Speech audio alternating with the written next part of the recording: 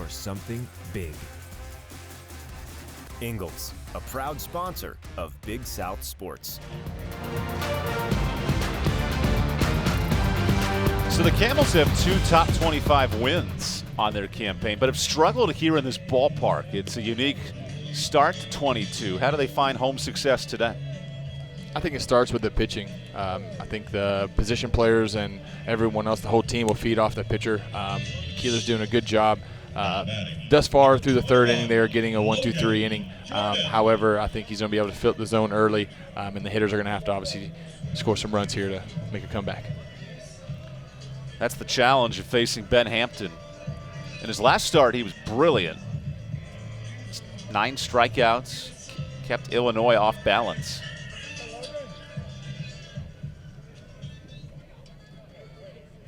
Even Randy Mazey mentioning it's hard to have a great season without a 9-10 game winner in your rotation. And he noted that Hampton probably has the best chance of doing it, the true sophomore. Which we see here why he thinks that, as he's filling the zone early and attacking the Campbell hitters with a little bit of authority. A Campbell offense that's grounded out, 5 times, and their only hit was an infield single. Did he go? And out of all those swings, I think only one ball was barreled. I think it was the single that we saw a diving play at third base.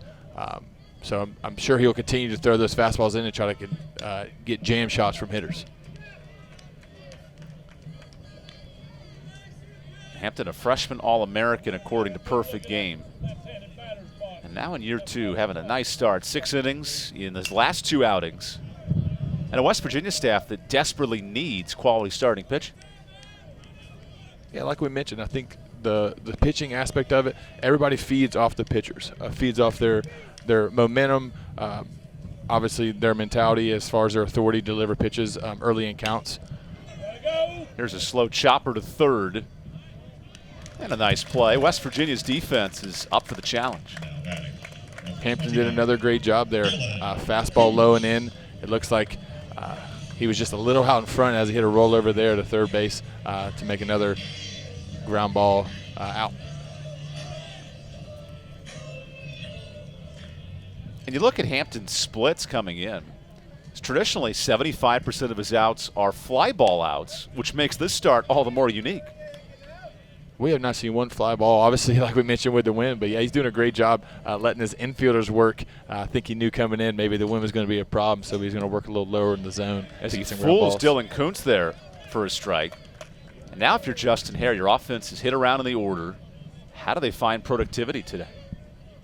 I think to stick with the plan that they have coming into the game, and that's being disciplined, getting their pitches elevated. They can drive into gaps or force the defense to make a tough play.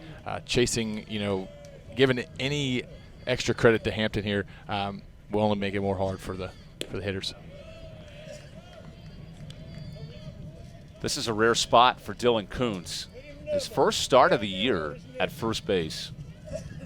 He's playing a handful of games this year, just 3 at-bats. And now in his 4th, sprays one to left center that is caught. Barry saves extra bases. I'm sure there's some butterflies in there for Kuntz getting his first start here at Campbell, but he did a great job getting his hands inside that slider here and driving that left center with a lot of wind. Outfitters did a great job communicating there as the left fielder was over there to make the play. And remember, Barry's one of 4 players to start in left field. That's not an easy communication. Yeah, still seems like they're trying to find that right person out there, but he did a great job at the bat, tracking that ball and catching it on the run. Arnold smacks it just foul.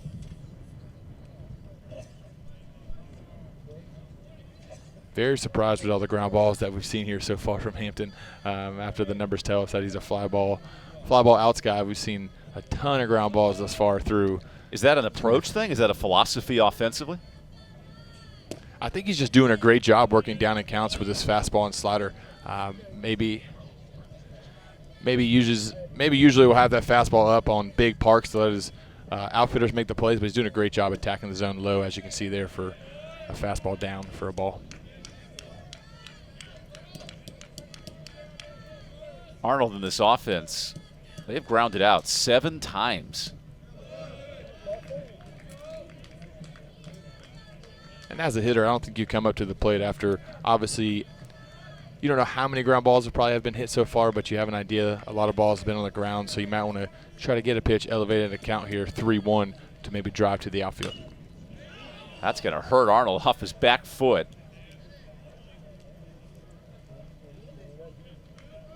That's never fun. Yeah, especially if it gets you off the back foot when you got the Evo Shield on the front. Looks like he's adjusting the front, so maybe it did catch the Evo Shield, but never a good feeling with or without. But the Evo Shield definitely helps.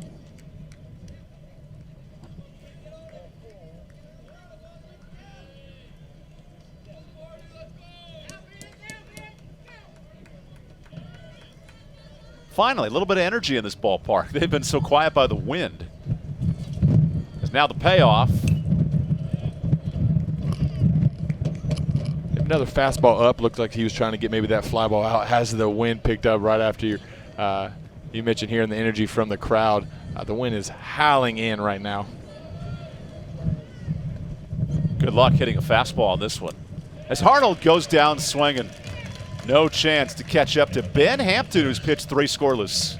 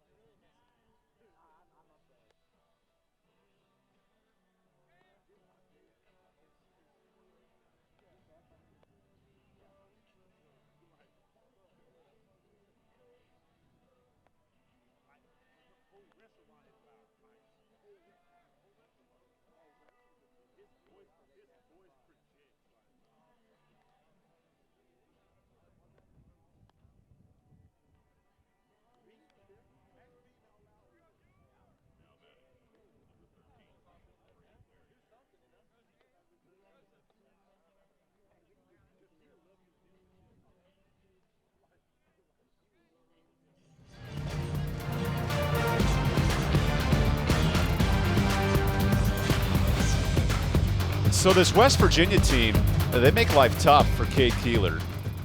9-6 start, and a club that has some regional success, 2 trips in 5 years. It's still compounding the mistake that Bryce Arnold made, and he heard it from his head coach on the way to the dugout.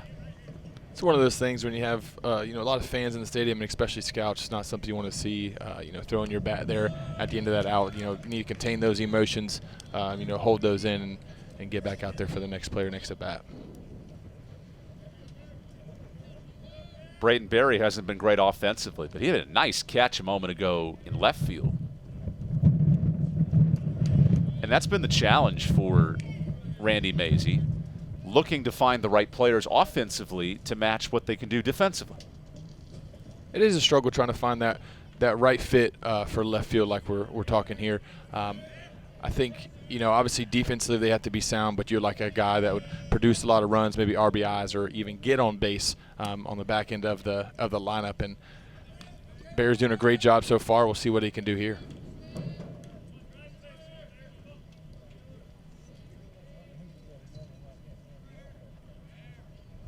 Here's Keeler on 2-2. And he wanted this, so the count is full.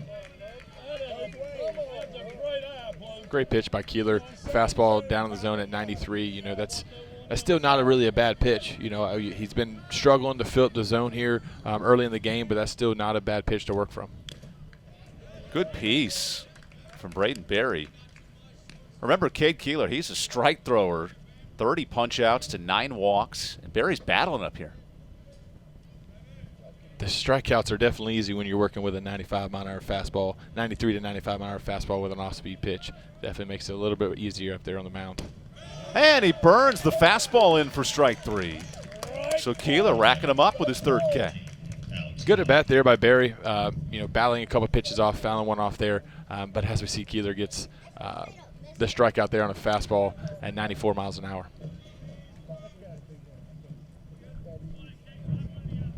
Good luck touching 94 consistently. Here's Alex Kahn.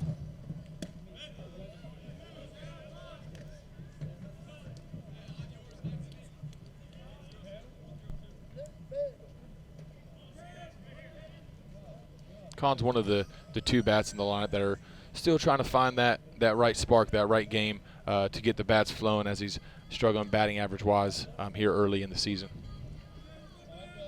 Mid to early, I should say. Already a third of the way in, which is crazy to think. Kahn looks to solidify himself with the injury to J.J. Weatherholt, unavailable today.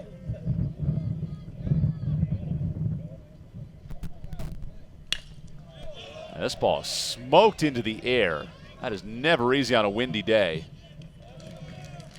And I tell you, it's quite an adventure for these outfielders. Keeler went a fastball in there and just got inside his hands as he hit a high fly ball to right field. But it looks like the outfielders are getting a little more comfortable getting under the ball and making plays so far. And that's the challenge for Randy Mazey with the injury to Weatherholt and with this lineup that has not found the right combination. He's managing 20 to 25 players a game that can appear in any moment. It definitely makes it challenging as a coach, not having those starting, 9 to, let's just say 15 guys, but when you're challenged, trying to fit 22 to 25 guys in there each game to try to find that right spark for your club is definitely challenging on a head coach. West Virginia has had no problem, however. And sparking for 3 runs early, that Cade Keeler has not allowed more than 5 earned runs all season. That's impressive. Definitely is impressive by the West Virginia offense, starting with a base home balls and then going stolen base, and forcing some contact early to get a couple runs in. There's Mikey Kluska, who has the potential and the ability out of White Sulphur Springs, West Virginia, highly recruited in-state product. And he can't catch up to the heat. Cade Keeler's found his fastball today. 4 strikeouts for the Campbell ace.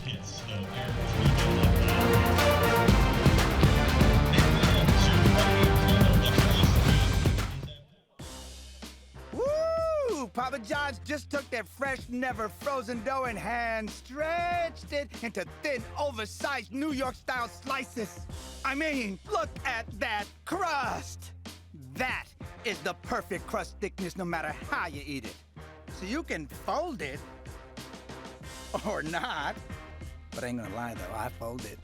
Get a New York-style pizza from Papa John's. Better ingredients, better pizza. We are not merely an institution of higher education. We are transforming lives and empowering students to become leaders. Leaders in our communities, in our state, and throughout the world. Leaders in innovation. Leaders in service to our neighbors. Join our movement. Join our community. Join our mission. Lead with purpose. Lead with Campbell. This Big South broadcast is brought to you in part by Hercules Tires, ride on our strength. Visit HerculesTires.com. Ingalls, low prices, love the savings. Sunbelt Rentals, we have equipment for that. And First Citizens Bank, forever first.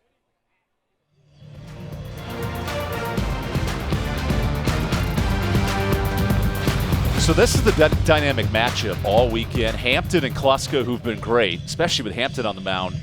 We saw Harrington last night. How about Zach Neto trying to lead this offense? There's some star-studded players on these rosters. There is. Like you mentioned, Kluska and Hampton are doing a great job for West Virginia. Hampton delivering strikes and Kluska, challenging the pitchers to throw strikes. Harrington did a phenomenal job yesterday filling up the zone, as we saw on the Camels win on Friday night. Neto's still looking for that spark or that barrel that he needs to get rolling, but I wouldn't be surprised to see it here happen this inning. And how about that? Neto will hit second in this frame. It's been a Rubik's Cube trying to figure out Ben Hampton. And clearly Campbell's offense has struggled to put anything hard in play. That fastball slider mix has been great so far, but we see there him just float a curveball in for a first pitch strike. Definitely keeping the hitters off balance, and they're struggling to find a consistency there in the box. You see Denning's numbers entering the weekend, and boy, what a prolific game on Friday. 3 runs batted in, and has maybe shown some signs of what we saw in 21 when Denning was a first-team all-conference standout. When it comes to baseball, that's all it takes is just one good series to get back up and going. As fast as it can fall, it could rise the same way. So I won't be surprised here. You know, like you mentioned, had a great game yesterday. Looking to do the same here in the 4th inning. I remember your series in 2019 against Gardner-Webb. You had a sacrifice squeeze bunt to win a game. And that kick-started a 20-home-run year as Denning shoots one just foul, because it takes moments just like that to find your confidence. That's all it is. You know, I had 2 strikes on me. Get a bunt sign from the head coach, Justin Hare. I was pretty nervous about it, but at the end of the day, just kind of took a deep breath like Denning did there. I was able to get barrel on the ball and win the game. How infectious is that moment? Whether you're Hampton getting a strikeout, if you're Denning collecting a double, how does that build your confidence the rest of the way? It not only builds your confidence, but puts the momentum on your team side. You know, obviously, yes, it's good for me as a player and for my team, but it just gets that momentum going into the 2nd or 3rd game of the series. Denning would love a kickstarter. His season's been off to a slow start. Now the 3-2, they got him on a breaking ball, and Ben Hampton, who's been elusing ground balls all day, gets his first strikeout. Great job by Hampton there. You know, he worked a 3-2 count there after giving up a nearly home run foul. Was able to go back inside to get Denning to swing over top for a strikeout there. Great job by Hampton controlling both sides of the plate. Interesting, the second time around the order, Hampton has 2 strikeouts. After the first time, he was forcing weak contact all day, and here's Zach Neto. You see Zach Neto realizing there, you know, first 2 strikeouts from the 1 and 2 hole, looking to maybe spark or try to get that third baseman sleeping on a drag bunt. Neto watches strike 1. And what a challenge here. Ben Hampton has continued to pound the zone. His last 3 starts, 18 innings of just 3 runs. That's prolific stuff. And we can see why here. He's doing a great job filling up the zone, working 3 pitches in that fastball, slider, and curveball to lefty and righties, and doing an excellent job controlling both sides of the plate. So, you know, as we see here, he continues to stay on his roll. Hampton working very quick and confident here in the 4th as Neto smacks one into the corner, and that sneaks past Davis. Second hit for Campbell, and it finally comes in the 4th inning. Yep, and it comes on a fastball away off the bat of Zach Neto. Line drive a few feet to the right of the right fielder, but he did a great job there catching that ball on a 1 hop. See here, a great swing. Drives it that way. Right fielder does a great job stopping in his tracks, getting that ball in from Neto, getting a double there on the play.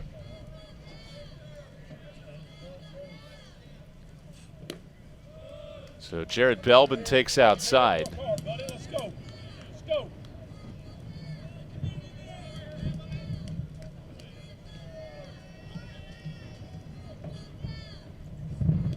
That's a nice play in the dirt. Like we mentioned earlier, you mentioned how many bases West Virginia steals and that Campbell stole 3 yesterday. That's another, you know, execution there on a breaking ball in the dirt. Zach Neto got a large secondary, but wasn't able to read it with the lefty in the box. But look for them to execute on the base paths here. And West Virginia's been awesome at shutting down the running game. 10 of 19 allowed. That's incredible. Yeah, that's good numbers from the catcher. You know, usually you see him a little lower here in you know, college baseball, but having numbers like that will definitely make the runners think twice about running. And we've seen the constant attack with Hampton picking off to first. Anytime Campbell has a man on, West Virginia sniffs it out. A little earlier, we saw him go twice in a row over to first base as he just goes one time there. Good swing by Belbin there on a breaking ball. That was flipped up kind of for a get-me-over strike. Kept his hands inside and just was able to barrel and foul it off. Let's see what Hampton goes to here.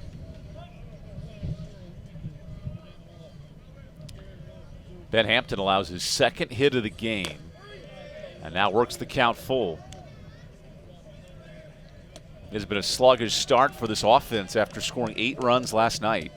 How do they change things here in the fourth? I wouldn't be surprised here to put Justin Hare, head coach Justin Hare, put a little action on. There's caught. There's your first out, and now a rundown with Neto going back to first. Wait, I don't think he's allowed to do that, right? Yeah, it looks like it was a line drive off the glove, and he dropped it, and then he just stepped on first for the force out, forcing a rundown for Neto. But I think the shortstop maybe thought he caught it, whereas he held onto the ball. But you can see here. Oh, and since he didn't catch it, you can retreat back to first. Correct, yep. It was just a force out and then forces a run down there for Zach Neto. See, that's a weird play. You don't usually see that. You expect more of a traditional double play.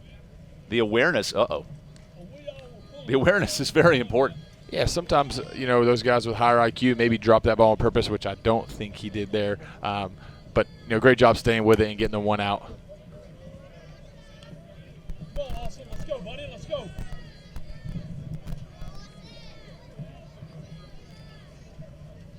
Another reason West Virginia has been dominant. That defense, really impressive. As Harrell watches strike one. This is watching a clinic. This is Cole Hamels-esque. Mixing in change-ups, curveballs, sliders, and keeping this offense off balance. Keeping the Campbell hitters on their toes has definitely been effective. And he's really relying on his infield thus far, and they have not let him down as they've had about 8 or 9 plays on the infield with 0 errors. Now the 2-1 is in there. Hampton continues to fill the zone with a fastball. There we see a way, but I wouldn't be surprised to see him come back in like he did with Denning. He went fastball and he got a swing over the top of.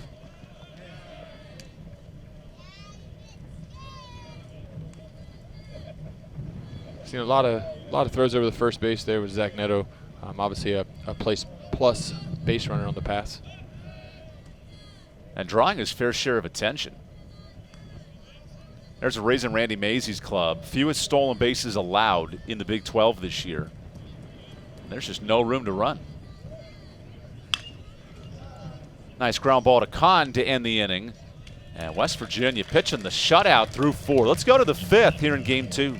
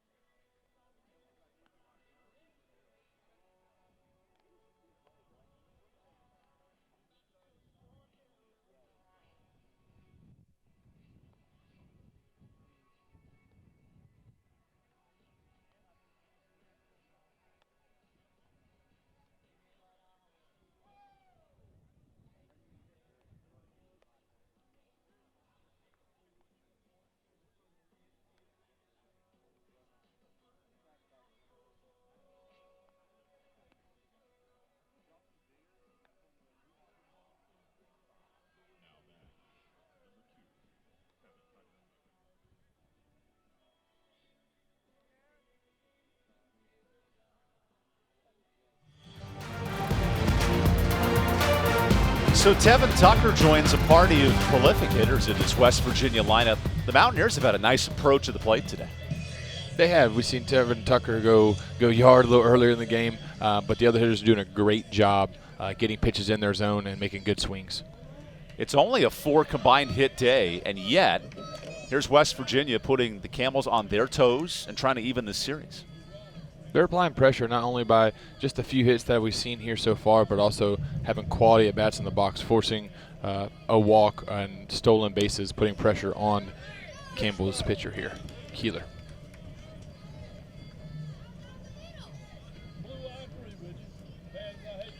Tevin Tucker with his 2nd career home run his last time up. He missed all of last year with an injury, had a redshirt in 21. And a shortstop who's earned his keep from day 1 of the 22 season. Sure is very excited to be back out here on the field with his team coming off an injury. As we saw him hit a home run a little earlier, I'm sure he's excited in the box again to get another hit to help his team here. And give credit to Cade Keeler. He had a difficult first inning, but has really settled in since. He just wasn't filling the zone up as he usually does, how we've seen here late in the ball game as he goes 3-2 on Tevin Tucker.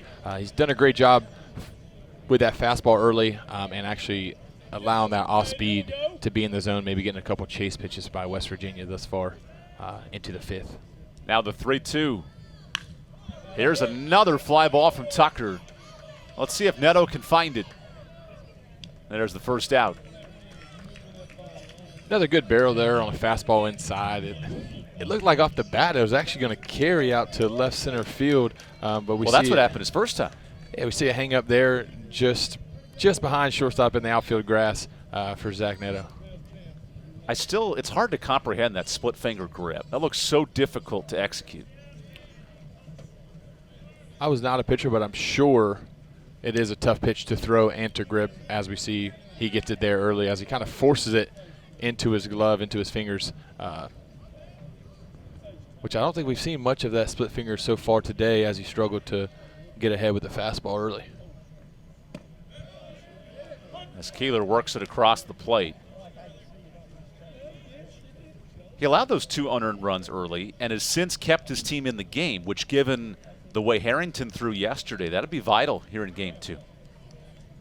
It is. Campbell's offense still has plenty of game to get some hits, put a couple hits together to try to bring that run differential a little down. But it's definitely going to be challenging with the winds, like we mentioned, for Keeler, still getting fly balls out to the outfield.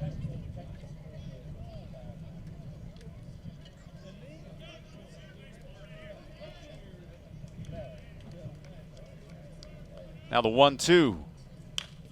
Another fly ball from Davis. It's been a difficult out here in this start. Honorable mention all Big 12 last year. And now with 2 more stolen bases last night, he sits 6th in West Virginia program history on the bases. Such a threat at the top of this lineup. Now he fouls off another 1-2. Quality at bat here. Just a second breaking ball in a row from Keeler there with 2 strikes. Looks like he's really focused on getting that breaking ball in there for strike 3. Wouldn't be surprised here if he goes fastball elevated, try to get him to chase. Keeler is very herky-jerky, and he didn't like that time call. The pitcher is amped up on monster energy. He's high emotions on the mound. Now he brings the 1-2 and gets a check swing. Thought he had a strikeout there. No swing. Great job by Davis recognizing fastball up and keeping that barrel behind on the check swing, which the first base umpire peeled now. Here's the 2-2. Fisted foul. Austin Davis definitely having a quality at bat is what we'd call it here, as he's fouled about 3 or 4 pitches off so far from Keeler. Keeler's at 70 pitches. He only went 4 innings his last start, wanting to provide depth in the rotation. And that split finger stays up.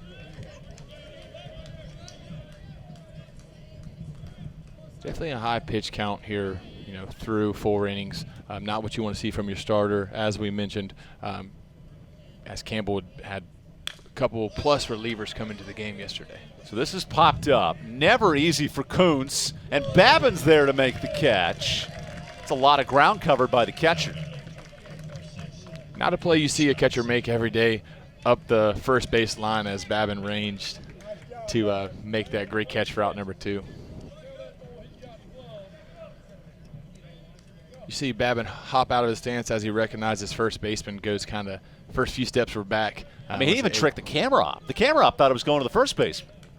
That's a lot of ground to cover.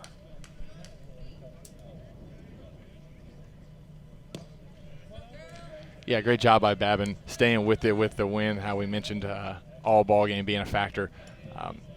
Definitely a big out for his pitcher, Keeler.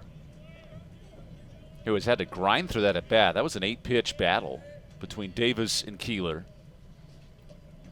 And here's Victor Scott working ahead in the count. Offense has been hard to come by. 4 hits, a couple of unearned runs. This is not a hitter's best friend type of day with the wind and the elements. Could be vital for some small ball here late. Campbell is known for having some small ball experience, whether it be getting bunched down or forcing contact through hit and runs. I wouldn't be surprised to see that later in the game.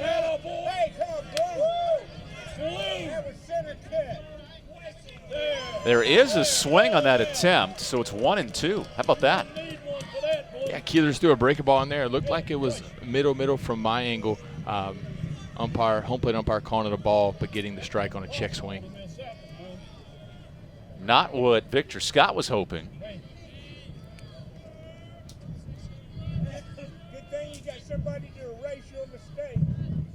So here's the 1-2 pitch. Count is even. Can we see that check swing again? Because I don't think Davis or Victor Scott went there. Initially, just off the pitch, I thought off the pitch it was a strike, but I didn't even see a check swing from my angle. That ball sneaks off the glove of Babin because you can't appeal whether a ball's in the zone or not. You can only appeal if he goes. And whenever I saw Babin reach down for the call on the check swing, I thought it was going to be an easy no, but he says he did. So Victor Scott looking to keep this at-bat alive. Keeler has found his rhythm. 9 straight retired. Until then, with a walk. Another great at-bat, as we just saw a quality at-bat for the batter before there. 3-2 count, goes breaking ball just up out of the zone for ball 4. You can see the disappointment from Keeler, and all of a sudden, a couple arms sneak out to that bullpen, and here's where you have to manage the game if you're Tyler Robinson. You still have 2 outs here in the top of the 5th. Obviously, pitch count higher than we want for Keeler, but definitely isn't too soon to go get those arms in the bullpen, but would expect him to get ahead early, try to get a ground ball and get this batter out here. Here's Grant Hussey with 2 outs. Runner is off, and an easy stolen base for Victor Scott. 46 steals in his career. That was a great jump there, and that was a fastball, which gave Babin, the catcher, his best chance to throw him out as he slid in well early of the throw. I mean, there's no chance on that throw. With the jump, you can't retire someone with that speed. And for him, I think it's not even that was a great jump, but for him, he doesn't even have to get a great jump to allow no throws even. Trying it one more time, and another stolen base for Victor Scott. Very impressive on Scott there, going back-to-back pitches, stealing both bags with ease. Remember the clip last week when Alcorn State allowed 3 stolen bases in 1 batter? It's the same type of situation here if Scott goes to the plate. Yeah, it changed so quickly. We went from 2 outs with a guy on first, 2 pitches later, 2 outs with a guy on third here. And the count is 2-1 to Hussey, so it's a hitter's advantage in this situation. Definitely puts pressure on Keeler, the pitcher, and on Babin. He has to be a wall back there. And we've seen a couple pass balls here early in the game. Look for Babin to try to pick, scoop, and block everything that he can. Now Keeler on 2-1 goes to the slider. Looks like Hussey was on that as he foul tipped it into Babin's mitt there, but great swing. Now 2-2 count. McGuire, Holbrook, and company due next. So this is the heart of the West Virginia order. Can Keeler shut the door on 2-2? He'll have to wait one more pitch. West Virginia batters are not making it easy for Keeler up there, as we've seen several foul balls with 2 strikes from them. Mountaineers are 1 for 4 with men in scoring position. Neither team has been great in these spots, so let's see what Hussey can do on 2-2.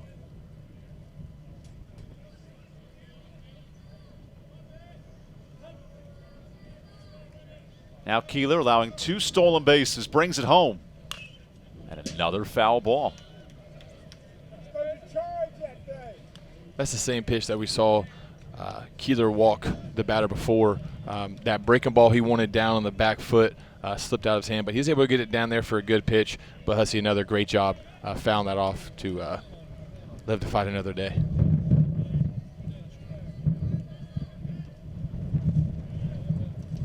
A blistering windy day here in North Carolina. Now Keeler for the 3rd time on 2-2 gets the strikeout.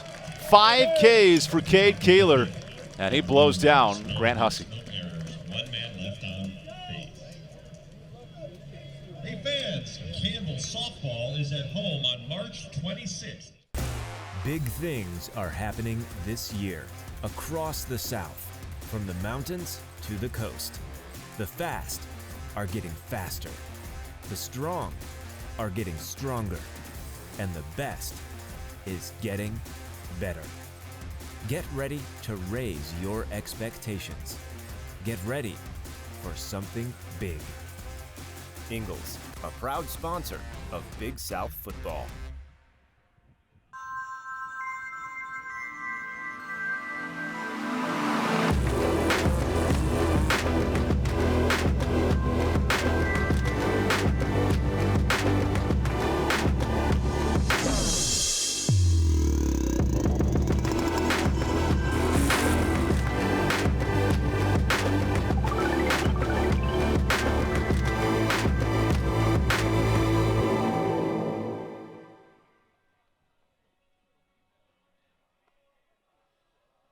So here's what's cooking in the Big South Conference.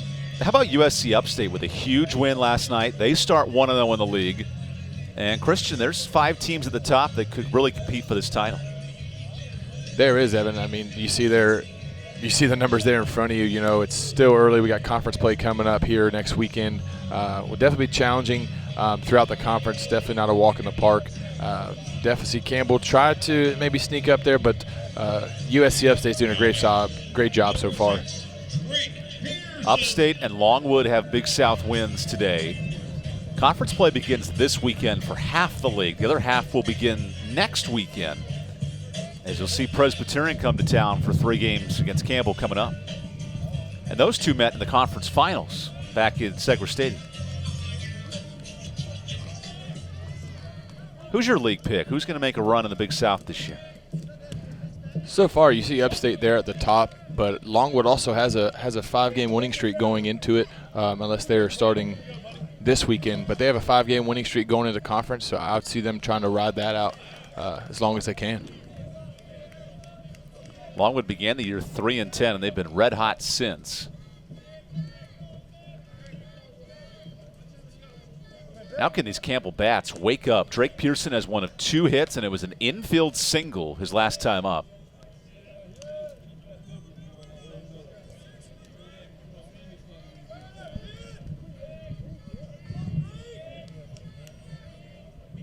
Ben Hampton falls away 2-2.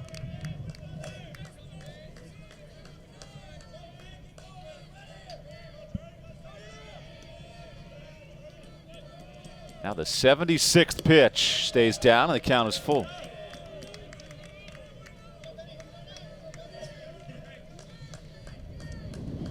Ben Hampton continues to fill up the zone even though we have a 3-2 count, but he's still keeping the hitters off balance from Campbell. As Pearson smacks one off his foot. There are no comfortable at-bats against Ben Hampton. How is he so difficult to hit? Usually you see a high velocity guy with, him being a lefty, a 90-mile-an-hour fastball, but he's been right at that 85 to 88 range, working both sides of the plate, which is making it challenging for the hitters.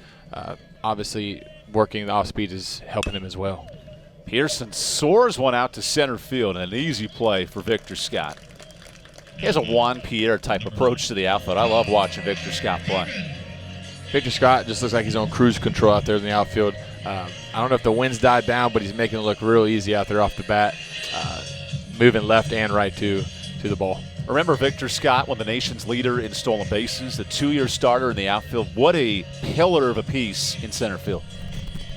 He's doing a great job at the plate, in the field, and I'm sure in the clubhouse as well. I'm sure he's very competitive and good leader in the clubhouse for West Virginia. A West Virginia team that looks to get back to a regional. They hosted a regional in 2019, and as you know, with 2 years of regional experience, it's one thing to get there the first time, but then to consistently win and be a competitor, that's a hard thing to do. It is. Not that it puts pressure necessarily on the team, but once you go the first time, going back the second time, you definitely think, hey, we've been here before, we can get there again. It's not as easy as it seems, but Campbell's done a great job, and so far this year, West Virginia's done a great job throughout their lineup and their pitching staff to where they look like they can maybe get back there this year.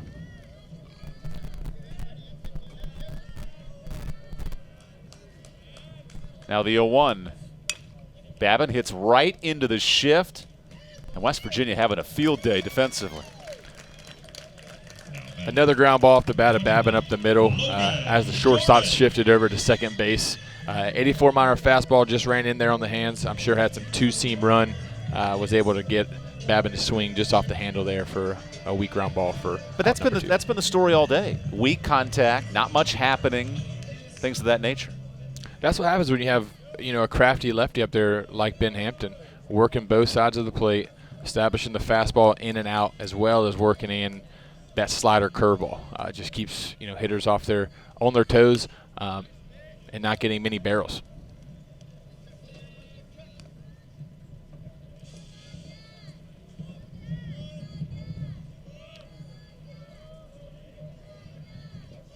Ben Hampton has quieted this crowd as Logan Jordan shoots one into the air. This ball has a great chance of carrying out of the ballpark, and a solo home run for Jordan cuts into the deficit.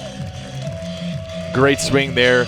Looked like a breaking ball that he wanted to just flip over for a strike like we've seen early in the game. He flips it over and he gets his barrel out in front just in time to hit a skyscraper home run out to left field. Second home run of the season for Jordan, and I tell you, put a ball up and let it fly in left field.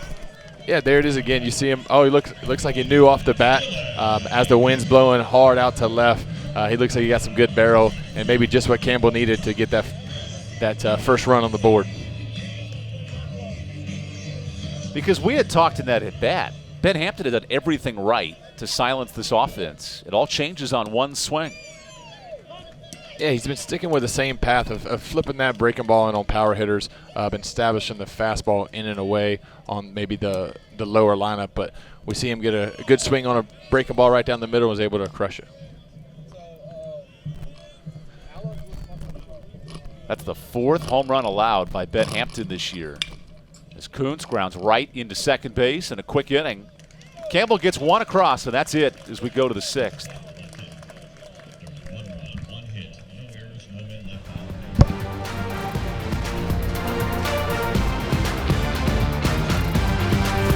Big things are happening this year across the South, from the mountains to the coast. The fast are getting faster.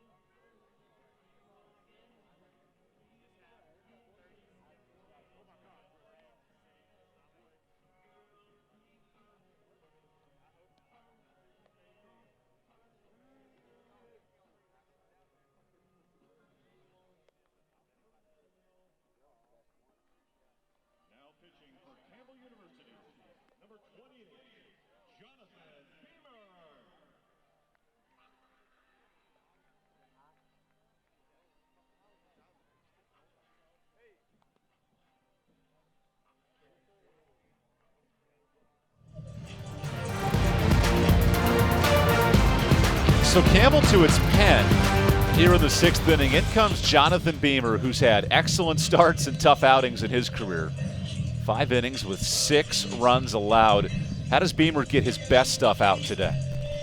Like we see from Keeler early, he wanted to get ahead with that fastball. I think Beamer needs to do a better job of attacking the zone early.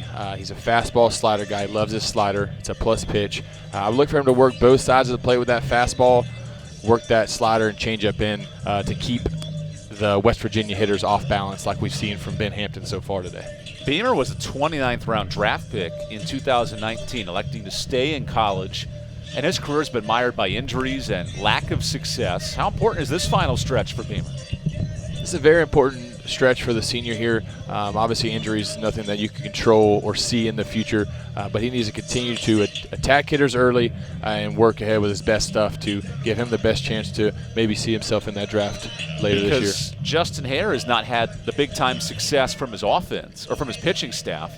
So you lean on a player like Beamer in this long relief outing. It would seem as good as any to find his confidence.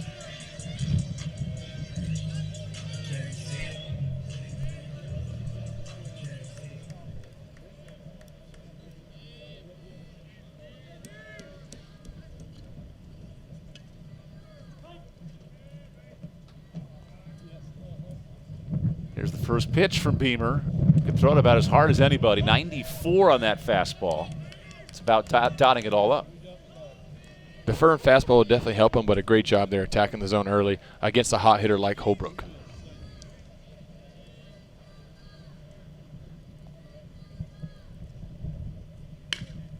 Slow chopper to Zach Neto. That's a good start for Beamer. Oh, and the throw back in time. Kuntz gets his foot on the bat. Something you love to see too. You know, second pitch to the bat there, ground ball to shortstop Zach Neto. Looks like the throw maybe dragged his foot off a little more than he wanted to, but was able to get back for out number 1. Great job by Beamer there. And CJ, though, on this play, I mean, Neto's got to make a better throw. Yeah, routine ground ball. He takes a shuffle and throws it over. Looks like maybe just slipped out of his hand or maybe the wind got it. But definitely needs to make a better strike over to the freshman first base over there. And Net'll be the first one to tell you that. But his error last night in the 9th inning totally changed this game. Was a costly error, but the Campbell pitchers were able to overcome and get the out they were needed to secure the game.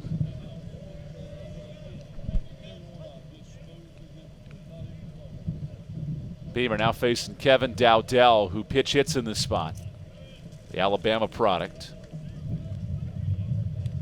Dowdell's part of that rotation of outfielders who's played in left, some starts at third. He's been all over the place defensively.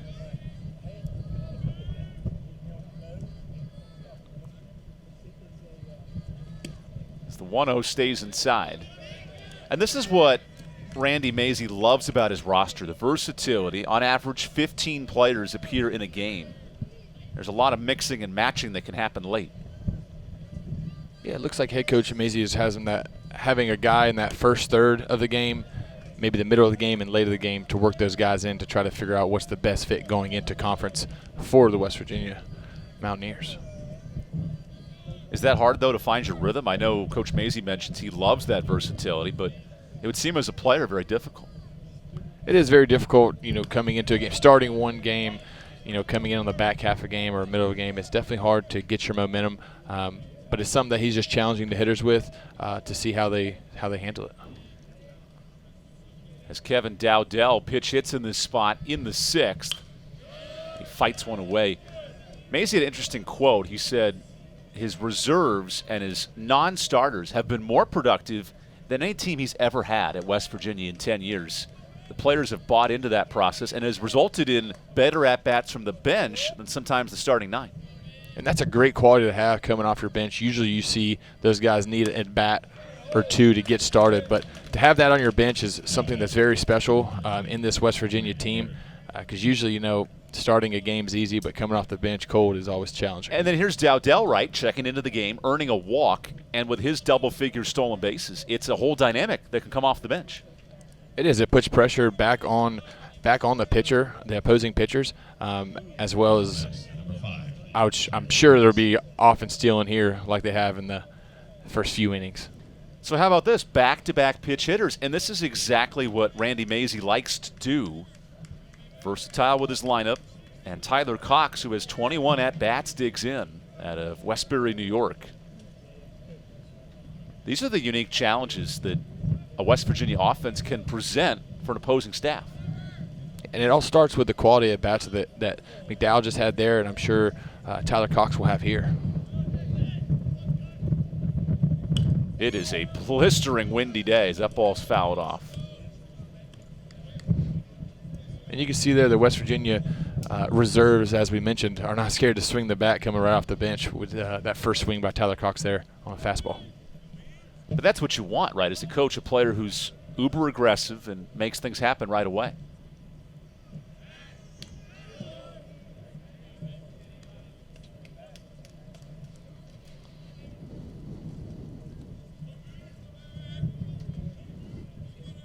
Yeah, Tyler Cox is a phenomenal hitter, struggling here early, but is definitely an aggressive bat as we've seen him swing first there on first pitch. Look for him to get a ball in action here, maybe even a hit and run here.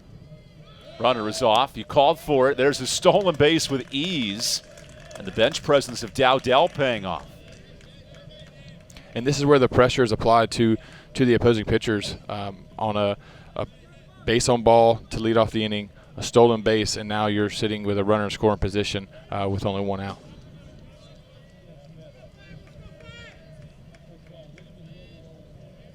After Campbell hits a solo home run, a chance for West Virginia to answer. There's a swing for strike two. I tell you, quick trigger from Danny Everett. Yep, second one we've seen today so far on a fastball up. Looked like check swing just came off his back shoulder, but was called on a second strike there.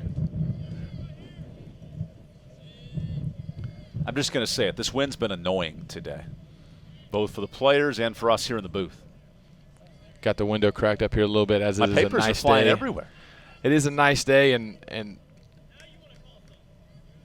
appears a call was made out there. Didn't see what it was, but yeah, the wind has definitely been a problem early in the inning for Denning and center, and us for up here in the booth.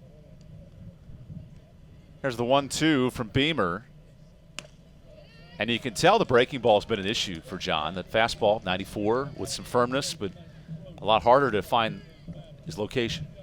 And I don't think it's the wind necessarily on those breaking balls. It looks like he's just releasing a little early as he's missing arm side in the first base batter's box there. Look for him to maybe try to even bury one here with still a pitch to mess with in a 2-2 count. Patient Tyler Cox awaits the 2-2. Knowing Beamer can't locate his breaking ball. Proven again, so a full count. Better job there by Beamer, but at the same time, great job by Cox realizing that off-speed pitch was a little far out, taking it for a full count here.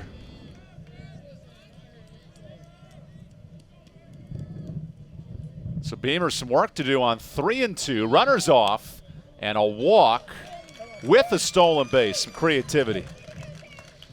Another fastball up and away that just missed the outside of the plate as the runner was off and moving. I think Tyler Cox kind of recognized the runner. The runner had a great jump there. With 2 strikes, you got to swing to battle, but he realized the ball was out of the zone to give him a walk and a stolen base.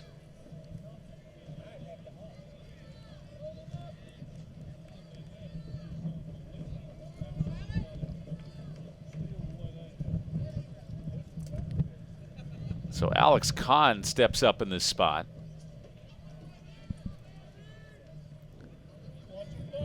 Let's see if West Virginia can add to its lead here in the 6th. Runner off again, and this is just too easy. I mean, West Virginia is taking bags like a kid from a toddler. No surprise there. Everybody in the ballpark knew he was going to be off and running there as Babin just lets him run and delivers a throw to third base, which he was just a few feet off.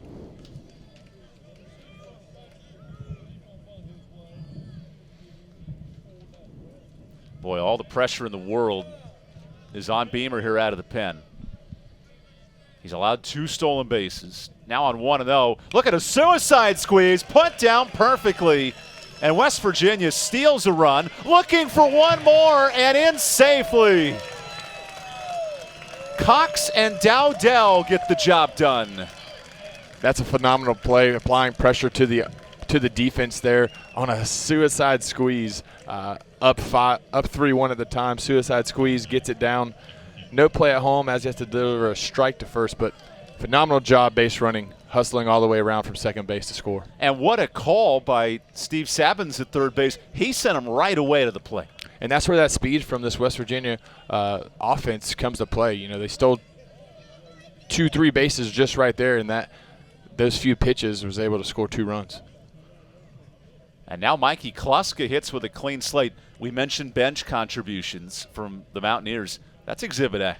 That is quality at bats, forcing walks, and then applying pressure on the base pass is something that any coach would love to have. This West Virginia team won't hit for a lot of power or average, but the creativity and the base stealing puts them in a position in the Big 12 to be a hard out. It's almost any time they get on, whether it be a single, a bunt, a walk, in a couple pitches, they're automatically at third base. It's tremendous to watch. 58 steals behind Texas Southern for the nation's lead with 74, but a prolific running team. You count the 5 stolen bases last night, 5 more today. That's 10 steals to start this series. And again, that's another 5 steals today, and we're just here in the top of the 6th. Now the 0-2, and Beamer comes back with a slider. So when no one's on, Beamer's cooking. A couple runners reach, and they both score for West Virginia.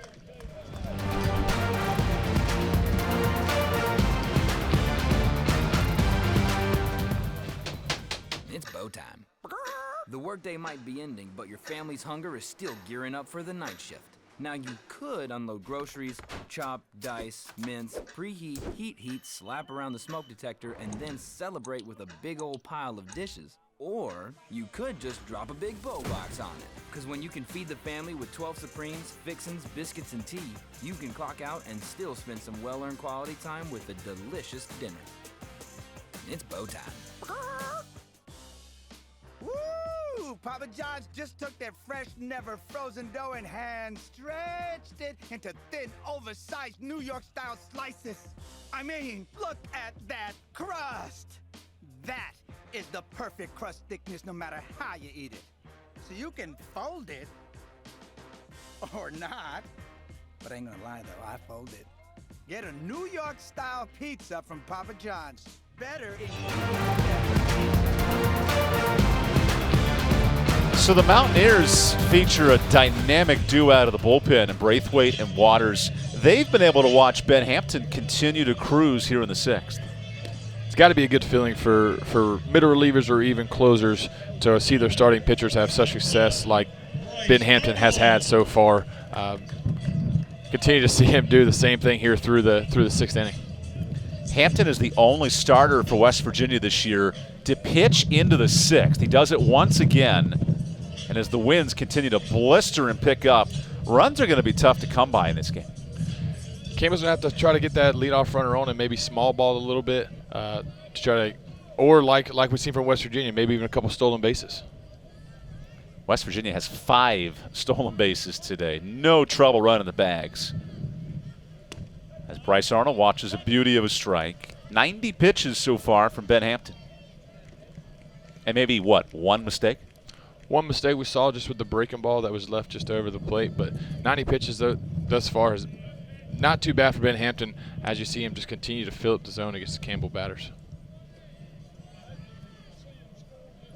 Campbell has yet to win a series this year, which is shocking for a preseason regional type of club. As Arnold smacks one to right, a chance here to first base and barely safe. Great hustle off the box there as he saw the right fielder was playing a little in.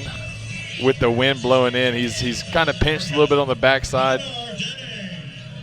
That ball was smoked off the bat and a great hustle out the box, just sliding in safe. What an awareness by Davis. Looks like off the bat Davis knew what he was trying to do there. maybe one of the few times a head-first slide is helpful.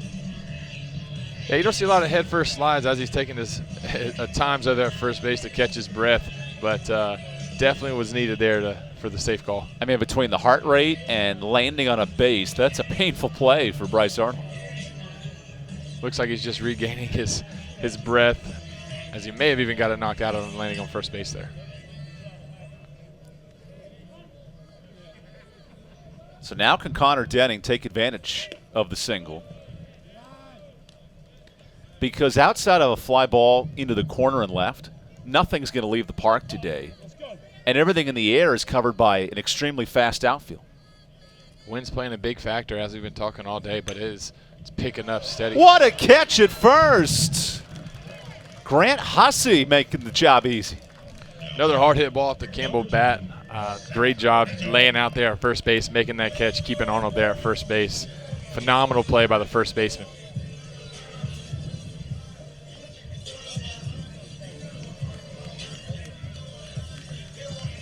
So here's Zach Neto. And clearly Neto's pressing a little bit. We saw the, oh my gosh. I mean, this is nuts. This wind is wild. Has all the papers flying in here. I mean, we have cameras strapped down. It's not as if they're just flying around. It's just so windy that everything's moving.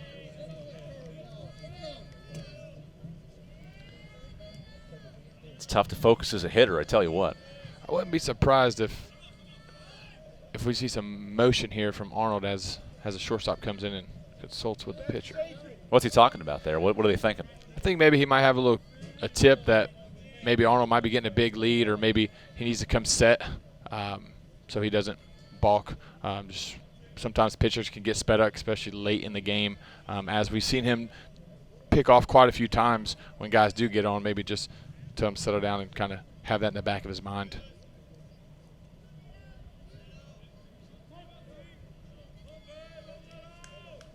So Neto awaits the 1-0, and that hits him off the arm, so first and second with one out. Campbell led the country in hit by pitches last season. Now they've been hit for the 20th time this year.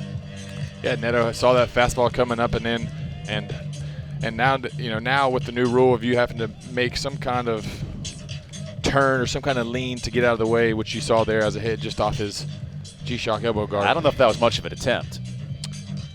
There's a fastball in there. I mean, it was kind of just a little shoulder turn. Well, you were a creature of this system at Campbell that has created hit-by-pitch champions in 2 of the last 4 years. It's definitely a mentality at the plate. It is, and it's instilled in you from day one when you get here. You don't flinch or move at any pitches that come in. Those are free bases and can maybe help your offense in the end. That's why Neto has the huge armband on that left elbow. Makes it just hurt maybe just a little less maybe. I was going to say, because you can't have the mindset of get hit by every pitch and then have nothing to protect you. Correct. That just sounds like risky business. As Belbin takes outside. This is Campbell's first at-bat of the game with a man in scoring position. I'd like for Belbin to try to find a ball elevated in his zone. Ben Hampton has been pitching a great ball game so far, as he missed for a ball one there. Now he gets off the mid of the catcher, Holbrook, and both runners move forward. This is a gifted inning for Campbell's offense. It is, as we saw on a great diving play by Hussey at first base, and then a hit by pitch and a pass ball. You got two guys in scoring position. Campbell down 4. Look for Belbin to try to find a gap here on a hard hit ball to try to score both.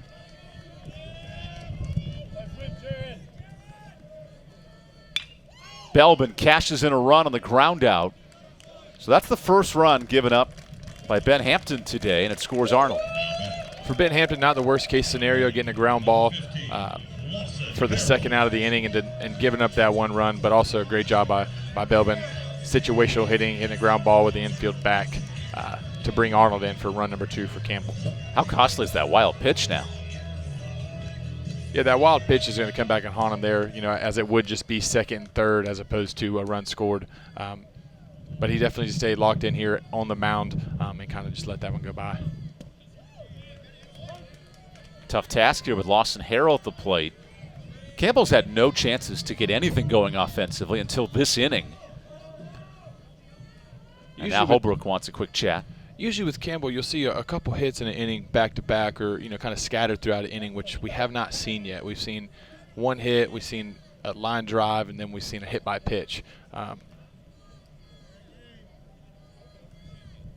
Home plate umpire Tyler Simpson asking one of the best aces in the Big 12, Ben Hampton, to reset, allowing just 2 runs here through 6, which makes for an important at-bat for Lawson Harrell. Very important 2-out hit here could be major for the Camels to cut that lead within 2. You know, Christian, all of a sudden this crowd's into it. I know you're not a big energy guy, but clearly this is an at-bat that could change the tide of this game. You hear from both sides of the crowd, Campbell and West Virginia, they realize how big this 3rd run is for the Campbells. As Harrell lines one to left and a diving catch. Cox off the bench. He takes a base at the plate and saves a run here defensively. Just how I mentioned that those reserves coming in and delivering hits, and then here we see a diving play to save a run in left field. Fully extended, just catches off the end of the glove for out number 3. Phenomenal catch.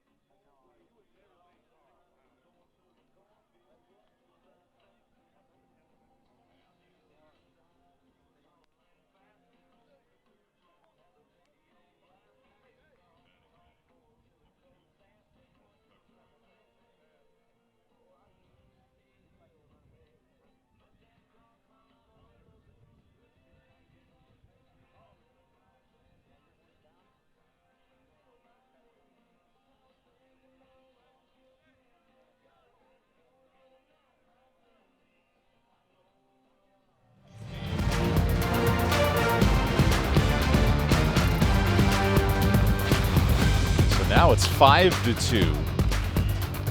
And clearly Tyler Cox just saved a huge run with a diving catch. Great jump off the bat, coming off the bench, getting fully extended to make that catch to save a run, which could be beneficial for them here late in the ballgame.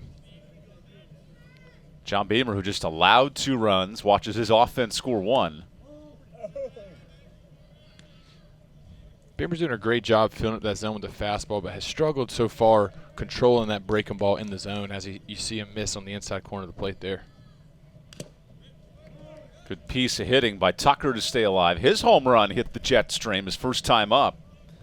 Really changed this game in the 2nd inning. And for Tucker, this could be beneficial. Beamer struggling to throw that breaking ball because we saw on that home run was a 95-mile-an-hour fastball up and in. So he definitely loves seeing fastballs in.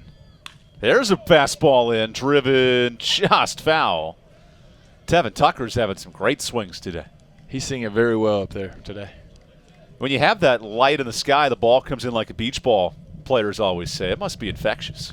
It's a great feeling to have. Just feel just how confident you are in the box, seeing it really well, seeing out of the hand, breaking ball, fastball. Seems like nothing can get by you. Sure tough when 94 comes at you up and in for the 2-year starter and Tevin Tucker. A team captain on this defense who missed all of last year but is returned with a fury here in 22. The count is full. The biggest struggle so far for the Campbell pitching staff has been getting ahead early with fastballs or even off speed, and West Virginia is pressuring them on quality at bats, fouling pitches off, taking balls that are not in the zone, as we see there for another walk. Leadoff walks have been costly. And Tucker starts the inning. That's 6 walks issued to West Virginia.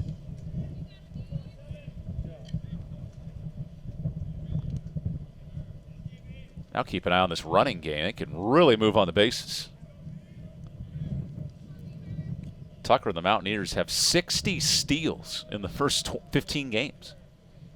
That's definitely something good to have in your back pocket for your offense, as he shows bunt here.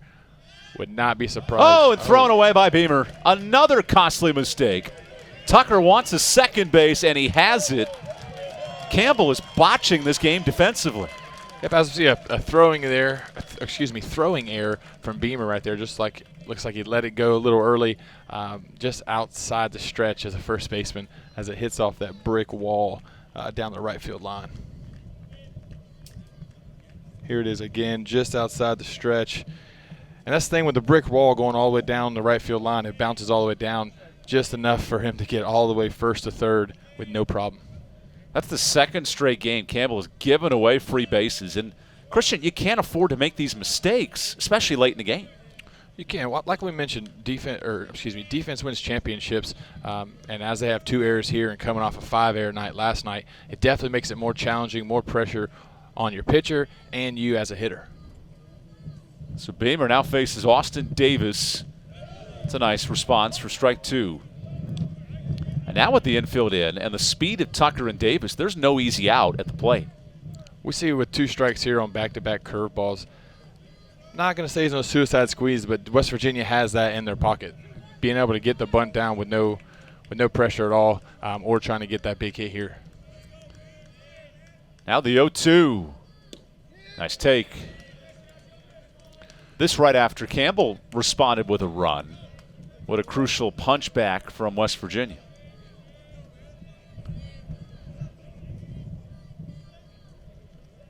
Davis continuing to battle in the box. Seeing another breaking ball. I'd assume he'd continue to see another breaking ball as he asks for times. Well, he sees some dirt in his eye. I mean, we told you it's windy. Having a little bit of debris in your eye would definitely make it hard to see that breaking ball out of hand. Davis reached in the first with a walk. That's been it. And now on 1 and 2, gets a piece. We've seen Davis struggle on those first 2 pitches, breaking balls that he swung through. Did a great job, recognized breaking ball up out of the hand, and was able to get a piece to keep battling. West Virginia hitters definitely not making it easy on the Campbell pitching staff. A lot of pressure on the bases. 5 steals, forced 2 errors. And now the 1-2 is ripped into left field. That'll score a run. The catch for Jordan and a sac fly makes it 6-2. Solid execution there by Davis.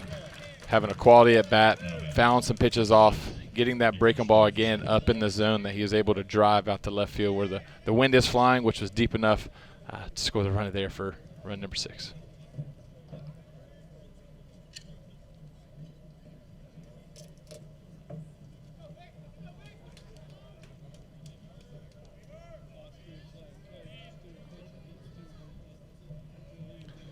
So Beamer works to Victor Scott. He takes outside. We mentioned with Beamer, right? It's the stuff that's electric, but it's being competitive and giving you winning innings. He's had a couple of tough outings here in relief.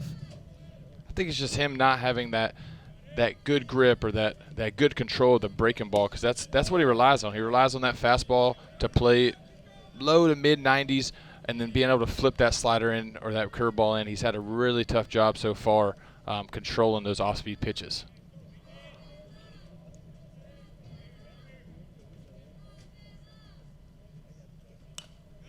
Good battle here from Victor Scott. I tell you, this West Virginia team, feisty at the plate, and they've had no difficult outs for either Cade Keeler or John Beamer.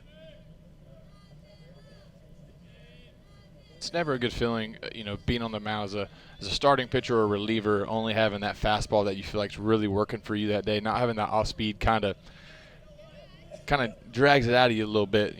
Not as much confidence. So you see that curveball there missing outside again.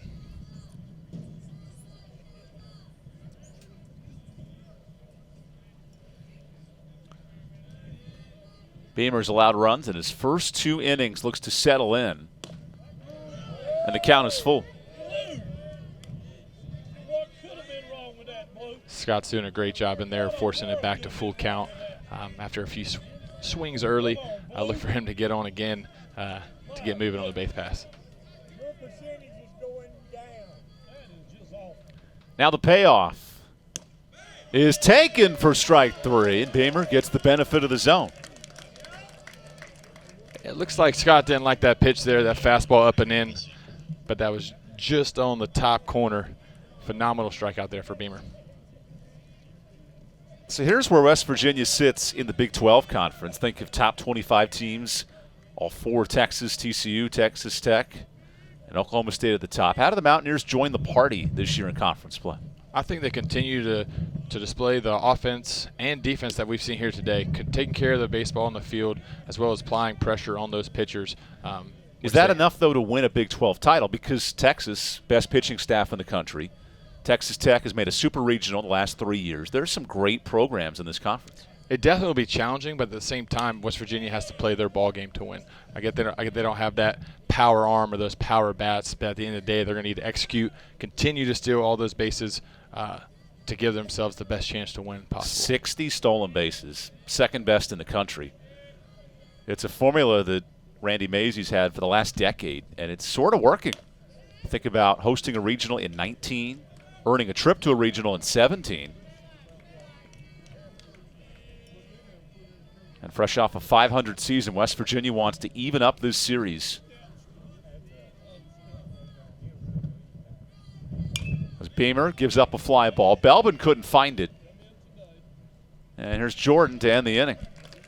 Time to stretch here in Bowie's Creek, North Carolina. The Mountaineers lead by 4. No hits, 1 error, no hit left on base. All right, fans, get up, stretch those legs. It's time for the 7th inning.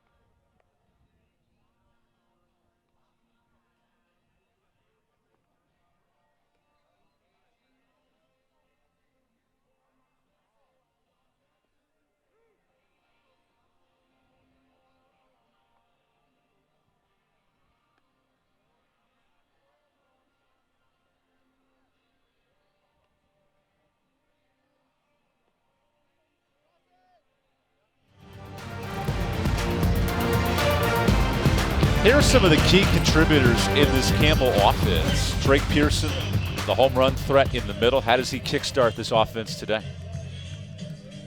I think he should continue to look for that pitch that is in his spot that he can try to drive in the gap, or maybe even just get a hit or a quality at bat to put pressure on the West Virginia pitchers here late in the ball game as we enter the bottom of the 7th. Because Campbell's offense has done none of that today. Had maybe 1 inning with even a man in scoring position. They scored 1. Otherwise, Ben Hampton and crew have made life really difficult. And it starts here at the beginning of the inning, with the first guy, the leadoff batter up. It all starts with him as he goes, they go. It definitely makes it challenging to And to that score changeup runs. is lovely. We haven't seen the changeup all day from Hampton. That's one of his 4 pitches that he does have, but he's always sticking to that fastball, slider, curveball. But maybe late in the game we should see it here a little more, especially to righties. Drake Pearson stalling for as long as he can. And that matchup of tempo versus slow tempo is, I don't know. I understand why you do it as a hitter, but I love to see pitchers just go to work if the count works even. Makes it a little more challenging as a hitter as you step in the box and the pitcher's already set, maybe even already came to a set. Definitely makes it challenging for the hitters as they feel like they're being rushed. Can keep them off balance a little more. Pearson rolls one softly to third. Boy, that's been the story today. Ben Hampton, 8 ground ball outs, 3 fly ball outs, and mixing in a couple of Ks as well. And it appears that he's not slowing down here either. At 104 pitches entering the inning.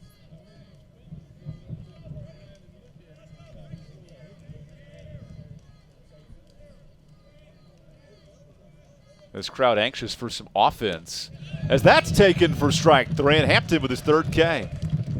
Hampton's been doing it all game, and there we see Hampton do it again. Another fastball inside on a righty. He's doing a great job with off speeds, but why go off speed when you have this fastball that you can deliver a strike right on the inside edge for strike 3. Phenomenal pitch by Hampton there. Well, it's one thing to work at your own rhythm and tempo if you're an offense, but the pitcher in Hampton, he's settled in, and regardless of how slow Campbell wants to hit in the box, he's found the zone. He's not letting the Campbell hitters get in his head. If they want to call times a reset, he'll reset and then toe the rubber right away. Because the first pitch strike percentage is now at 80% for Ben Hampton. He's kept these hitters off balance. And your starting pitcher, that's 100% something you want to see. That high strike percentage on first strike equals nothing but success. Nice snag at second, and the throw is there. Mike Kluska robs Ty Babin. West Virginia defense putting on an absolute show for his pitcher, Ben Hampton. As we see a sliding play at second base here. As we see a sliding play here up the middle, working to his backhand. He's able to get on his feet and deliver a strike over there. Okay, Christian, you played second base. How difficult is that play? That's a difficult play. A lot of times you'll see guys run through it, but to get a sliding stop on turf and then plant and throw is a challenging play for any second baseman. Remember, West Virginia at Wagner Field, that's an all-turf complex. So these clubs familiar with this facility.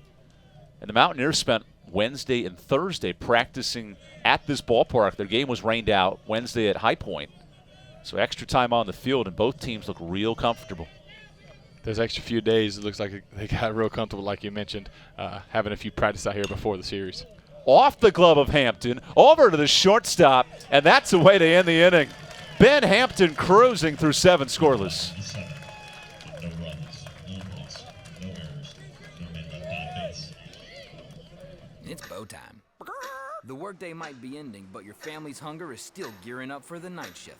Now you could unload groceries, chop, dice, mince, preheat, heat, slap around the smoke detector, and then celebrate with a big old pile of dishes. Or you could just drop a big bow box on it. Because when you can feed the family with 12 Supremes, fixins, biscuits, and tea, you can clock out and still spend some well-earned quality time with a delicious dinner. It's bow time. Woo! Papa John's just took their fresh, never frozen dough and hand stretched it into thin, oversized New York-style slices. I mean, look at that crust! That is the perfect crust thickness no matter how you eat it. So you can fold it, or not. But I ain't gonna lie though, I fold it. Get a New York-style pizza from Papa John's. Better How about West Virginia with 2 hits in this ball game and yet dominating offensively? We've seen it all game.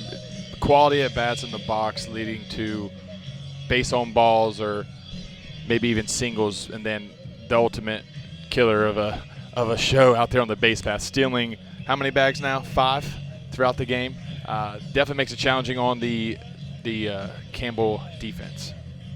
A defense that's made 2 errors in this game, 7 in the series. All the credit in the world to Randy Mazey's club. They have stepped up. So here's what's coming up. Of course, the middle game today And now tomorrow's game will most likely decide the series. These clubs have never met, and it all comes down to tomorrow at 1 o'clock. Looks like West Virginia is trying to get this series tied to have the rubber match on Sunday. They're doing a great job so far at trying to close this game out, but should be an interesting one the rest of the weekend. How about Campbell using its top 2 bullpen arms yesterday in Chassis and Cummings? Now they have to lean on Beamer, who looks to extend into a 3rd, maybe a 4th inning the rest of the way. Which isn't something that you see or maybe that the Campbell staff has planned, but he's doing a great job taking in this role and trying to benefit and be successful for his team. So Evan Smith gets the pitch hitting opportunity. A lineup in West Virginia that can go 15 deep in terms of hitters, and it's something Randy Mazey loves with the versatility. So Smith replaces McGuire Holbrook, who ends his night 0 for 3. And now with daylight savings, of course, it's so bright out here at 5 o'clock. It makes for great weather for baseball. Daylight saving is definitely one of my favorite times. Get a little more sunlight in the evening for a beautiful day to You know, there was a law proposed in the Senate to make daylight savings an all-year thing. Start with darker mornings, then with brighter days for the rest of the year. I would definitely sign that petition.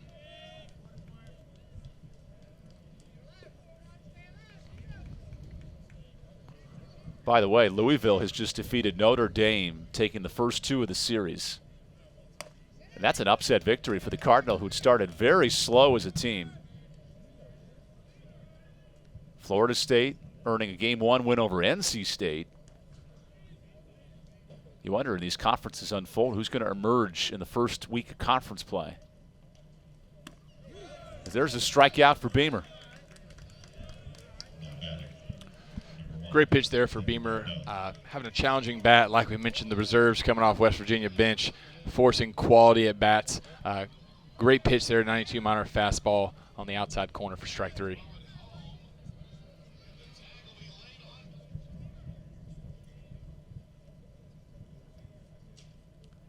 Kevin Dowdell swings through the fastball. What do you know from either of these two teams? How could they become a dangerous regional type club come May and June? I think they'll have to key on all cylinders as far as defense, hitting, and pitching, and even deeper into the bullpen. You know, as we've seen today, we've seen not the prettiest game, but finding ways to get runs on the board. As we got 8 runs on the board with just 6 hits so far. West Virginia's going to need to continue to steal all those bases they have been, and Camo's going to have a little more action. I mean, West Virginia's going to win this game with 2 hits. That is unheard of in college baseball. That's one of the good things about the game. There's tons of ways to score, as we've seen here today on just base on balls, errors, and stealing bases. As Beamer stays up in the zone. Clearly an extended appearance here for Jonathan Beamer. With the bullpen being taxed early in the week, what have you noticed from Beamer so far? He's trying to use that fastball early in the count that he's been successful with, but that's the pitch that he's been struggling with, and it's good to see him deliver that for a strike, that breaking ball for strike 3. But he needs to continue to get a better grip on his off-speed pitches and make better pitches in early counts. That's the 4th K for Beamer, and if Campbell can develop Beamer as a weapon out of the pen, that may answer some of its questions for that mid-relief type role. There's a few spots that they're still trying to lock in on that mid-reliever role, whether come out and get a lot of innings or come in just for 1 inning in relief, and he's doing a great job showing so far.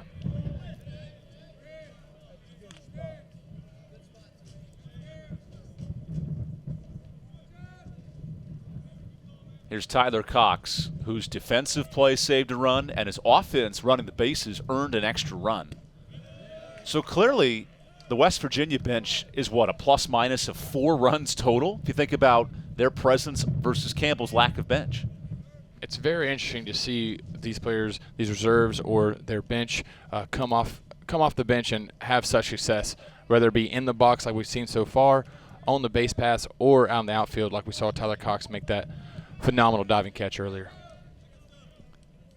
Cox, a nice presence off this bench, and A team that is not afraid to go deep into it. The criminology major in Tyler Cox. The skies went into the air. Will this stay in play? I believe not.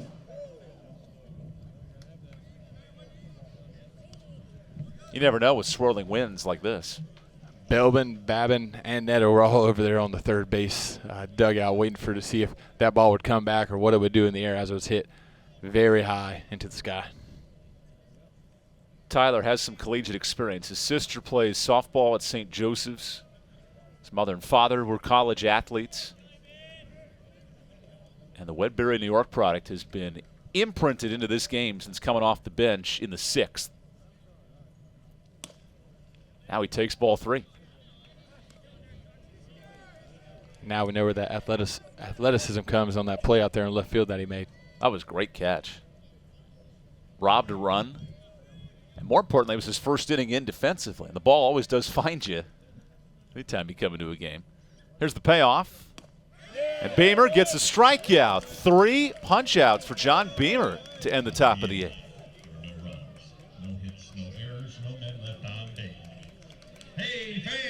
Yeah, great fastball elevated in the zone. It looked like Tyler Cox maybe thought it was a little up, but the Blue ends up calling it on the pitch there for strike 3. To get your tickets now, visit GoCamels.com/tickets. Upcoming games.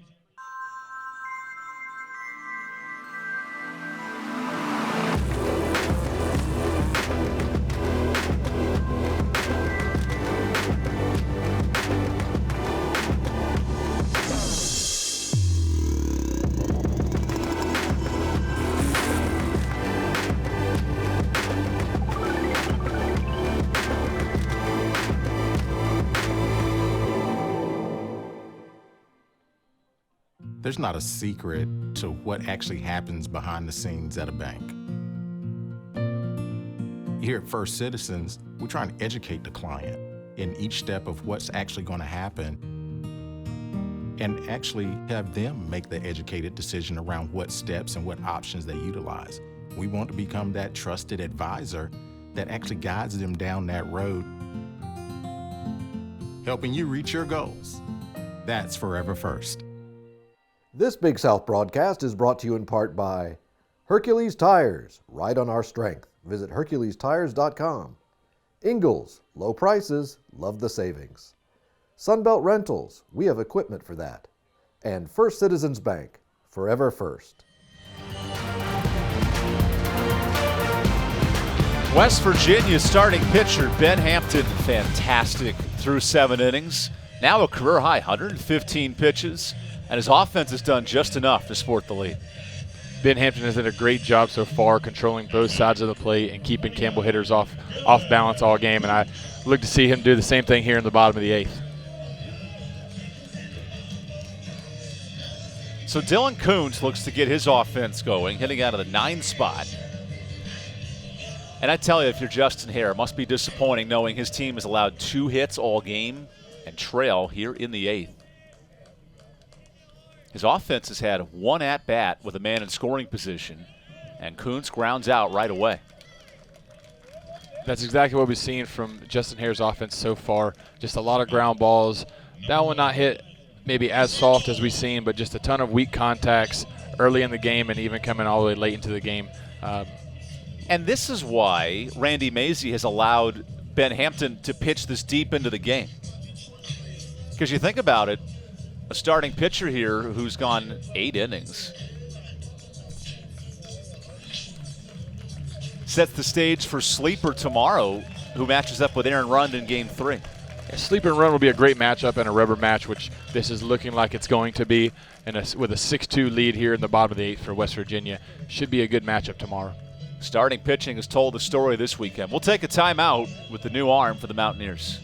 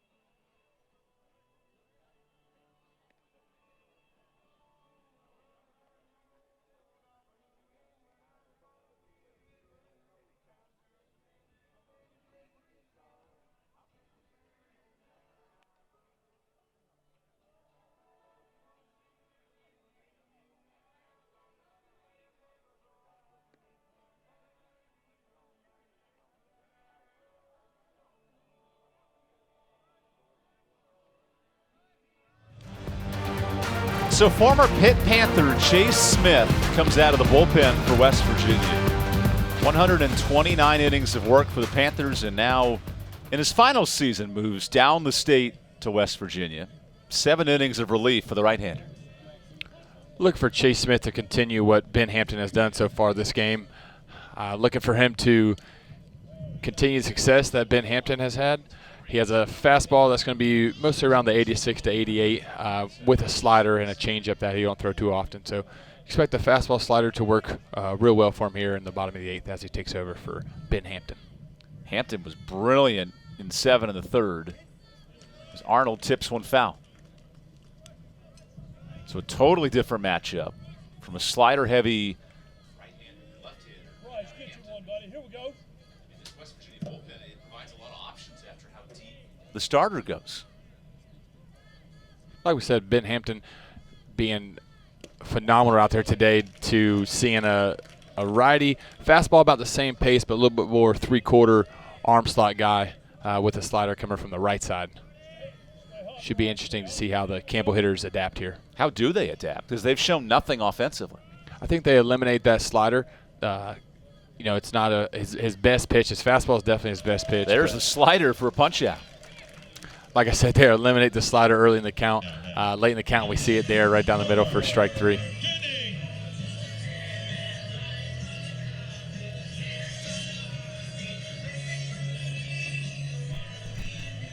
So here's Connor Denning with 2 outs, and a Campbell offense that had a chance to break this game open in the 6th has done really nothing since. Hitters have stayed struggling on their toes so far while Ben Hampton's been in, and it appears to be the same as Chase Smith comes in on relief.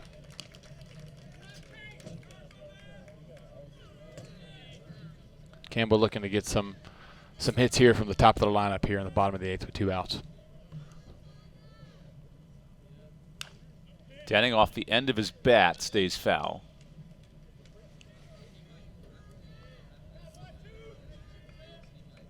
This is the part of the order you want if you're Justin Hare. They just haven't contributed today. Yeah, you got top of the lineup coming up in the bottom of the 8th, expecting to get some hits here early that we've seen the first 2 batters get out pretty fast on Chase Smith and Ben Hampton getting the first out of the inning. Looking for some maybe a spark here with 2 outs or even a spark in the 9th inning. Smith to shut the door in the 8th. Gives up a line drive. This is knocked down by the wind, and a quick inning for West Virginia's bullpen. We go to the 9th here in Bowie's Creek. The Mountaineers looking to even the series.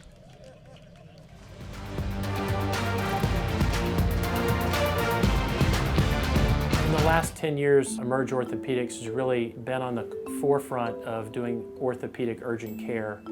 We realize that a lot of these accidents happen after hours, and patients want to get seen and get diagnosed and get taken care of. Emerge has a number of orthopedic urgent cares throughout the Triangle, and some of which are open 7 days a week, open till 9 o'clock at night, and that's been a huge benefit to patients. Patients routinely give us compliments on that and the care they receive there.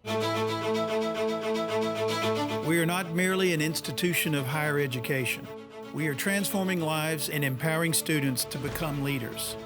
Leaders in our communities. In our state and throughout the world. Leaders in innovation. Leaders in service to our neighbors. Join our movement. Join our community. Join our mission. Lead with purpose. Lead with Campbell.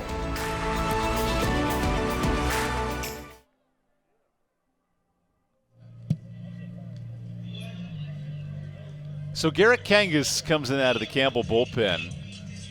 Here's what the Campbells have coming up the next couple of weeks at Charlotte on the midweek, and then conference play begins next weekend. So the Campbell Bats clearly have to figure some things out here next week. They got one game to do it in that midweek schedule in Charlotte before conference gets going, and I know they don't want to go into conference, like they are here today. Had a good game yesterday.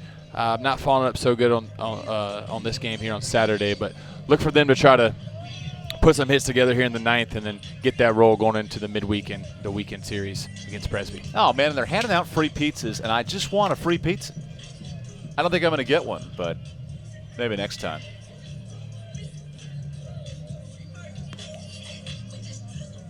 We could share that free pizza, even though I think we would definitely eat it. So here's what West Virginia has coming up. Back-to-back midweeks against Marshall, and then the final non-conference series against Youngstown State. West Virginia has a challenging game there against Marshall, as well as Young State on the series going into conference. I looked at them to continue to play their game that they have here today so far. Continue base running, continue applying pressure on the pitcher, and then the phenomenal start for the starting pitchers. You know who the conference started for West Virginia? At top 25 TCU. So a learning curve that's very early in Big 12 play. 4 ranked teams.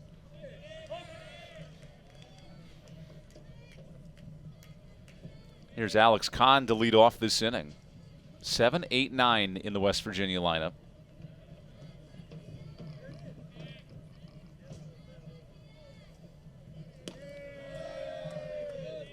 Yeah, this is still a big inning for West Virginia to try to add to that lead that they have.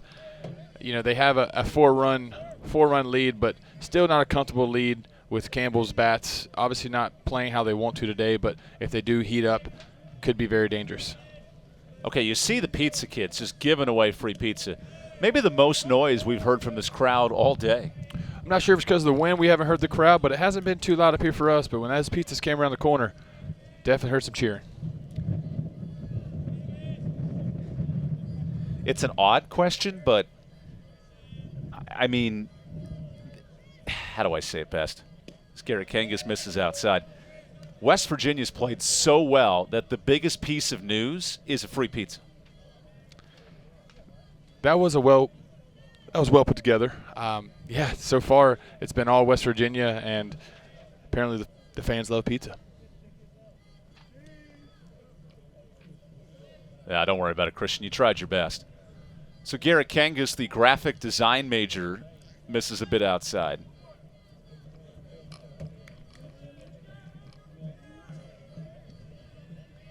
You talk about random distractions, right? I mean, there's literally like free pizza being handed out in the stands, and these players have to lock in and focus on their jobs.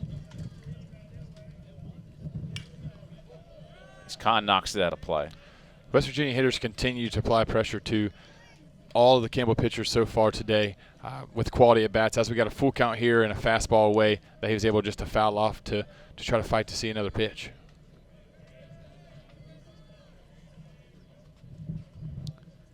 Now the 3-2. This is lined out to right, and Harrell was there for the pepperoni first out.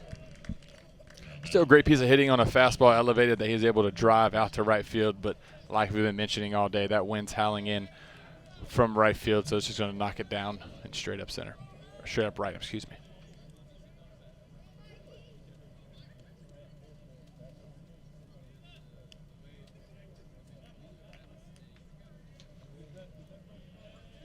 A little more noise in the crowd now, at least. Some energy here in this 9th inning.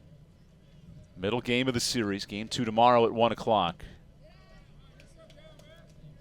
I've just never seen a crowd so patient. It's very leisurely today. They have been pretty patient today. Not a lot of offense, a lot of cheers or good plays. I mean, the good play in left field, the diving catch by Tyler Cox has been one of the most phenomenal plays today in the field, and then the second baseman on a backhand. Other than that, it's been a pretty quiet, consistent, just kind of smooth game so far. You can say it. I won't blame you. It has not been the most entertaining offensive performance. Credit West Virginia, 5 stolen bases. And now the 3rd hit of the game for the Mountaineers comes here in the 9th. It's just one of the few different ways that West Virginia can be effective. Just a 3rd hit here in the 9th, but however, they still have a lead on the Camels with 4 runs. There's so many different ways that you can score in the game of baseball, and they did a great job managing that thus far. Taking advantage of 2 unearned runs and a scrappy West Virginia offense who came into this series knowing Cade Keeler and Thomas Harrington, 2 of the most prolific starters in the country in terms of ERA and strikeouts. They've had success against both to start this series. They have. They've had a great plan coming into it as far as having quality at bats, being disciplined, and letting their defense work, which their defense has worked phenomenal thus far with 10-plus ground balls in this game alone, as well as their obviously phenomenal start for starting pitcher Ben Hampton. Hampton went 7 in the third. He leads the stage for Smith. And now the running game has caused trouble all day as that gets back in time. Kahn nearly gunned down. Yeah, and it appears that West Virginia is not done applying pressure to Campbell as he shows a fake bunt there on the backdoor pick.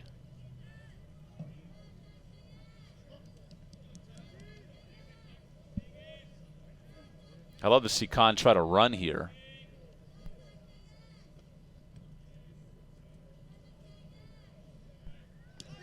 That's what Kangas knows is coming. Apparently Kangas thinks he is going to be off and moving. You know, as we've seen so far, I think everybody in the ballpark thinks there's a steal on here. 10 stolen bases for West Virginia. They have picked the pocket of the Camels so many times.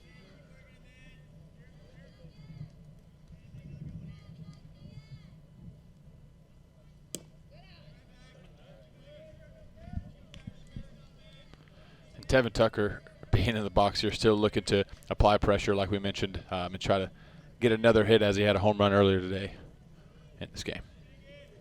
He did. Big home run in the second inning.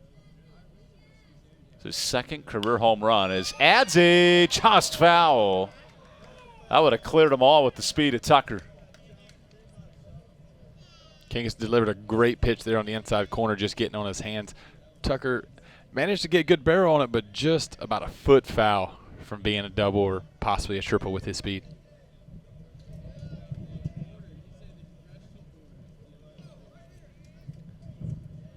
My apologies. Kluska's over at first. Kahn popped up to end the inning. Here's Tucker at the 9th spot.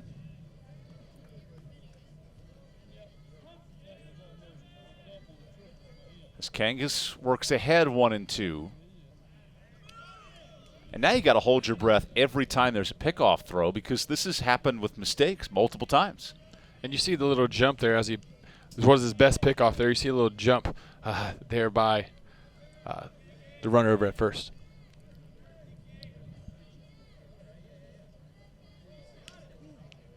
As more pressure applied.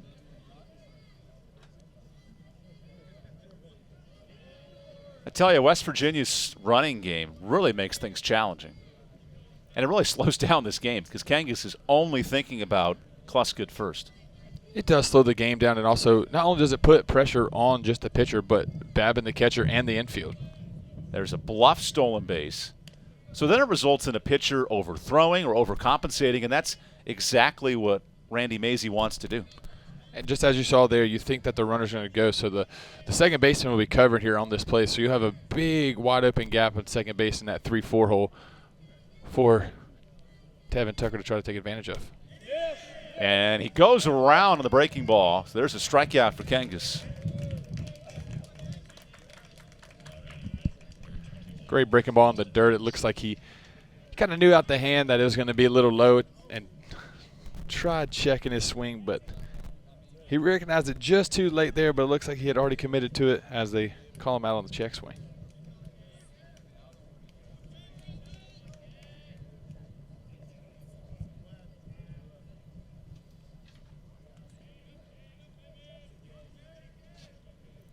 So here's Austin Davis with 2 outs.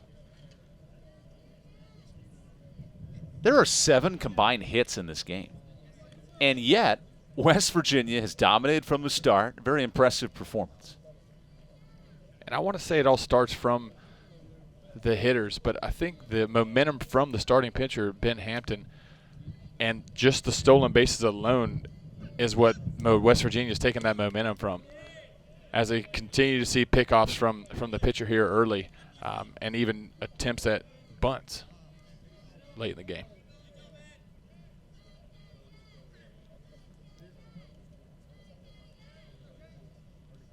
The Mountaineers have taken the life out of this ballpark, searching for a signature road win. West Virginia 3-4 on the road this year. And a strike. And it appears Austin Davis is trying to show off his wheels again as you saw him show bunt there back-to-back pitches.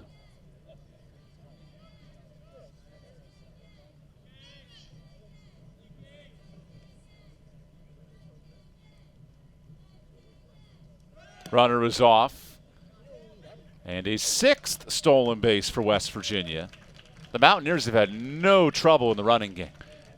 That, I believe, was the closest play that we've had on a steal there. Everything else has been pretty automatic and phenomenal jumps by the West Virginia base runners. Looks like the throw was just a little short there. Arnold having to block that up with his body.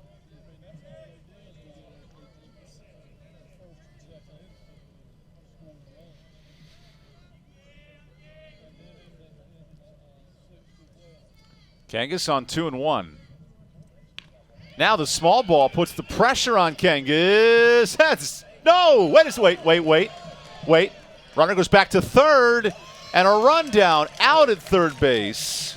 So Kluska's retired to the end of the inning. A lot just happened right there. Let's go to the bottom of the 9th. We'll figure it all out next.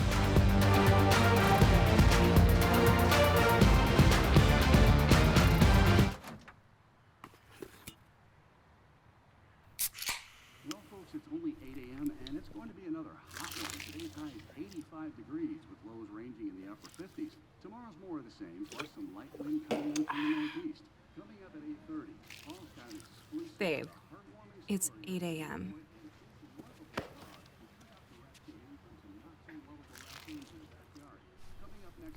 Fried chicken, better with Pepsi.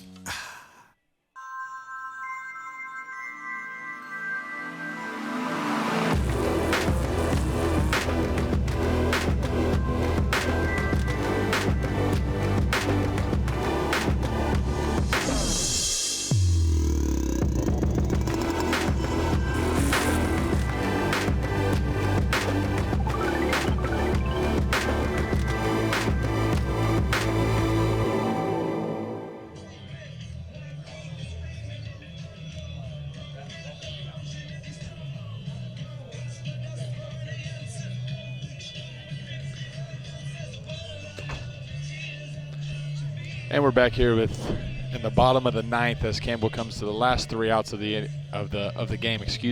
As Chase Smith continues his relief here late in the ball game. How about the pitching effort of West Virginia? They've only had 3 hits, the Mountaineers today, and yet the staff with Hampton and now Smith have been excellent. Ben Hampton has been phenomenal this game, as we saw earlier, only giving up those 2 runs in his stint of 7 1/3, I believe, that he finished up with as Chase Smith came on in relief. So here's Zach Neto, the prize in this Campbell offense. He's been held quiet today. Neto grounds into the shift. What a bounce to second, and an easy play. Another ground ball from the Campbell hitters there. That one a little more barreled, but Chase Smith continues to show what Ben Hampton started on, getting ground balls from these Campbell hitters. I have never seen a game with more runs than hits.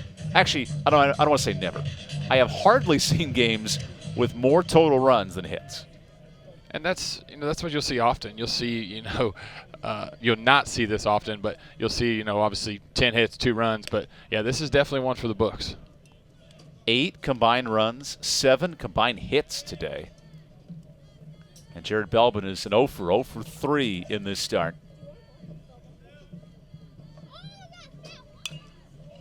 And that 7th hit coming from West Virginia in the bottom of the 8th. We got some clarification on the last play. The out was at first base. The rundown and all that wackiness doesn't count. It was just an infield out. Hard to explain, though, that's for sure. Called the issue on the transfer that made things complicated. Sort of like this game. It's been a complicated, groggy, grinded-out game. Just hard to explain today.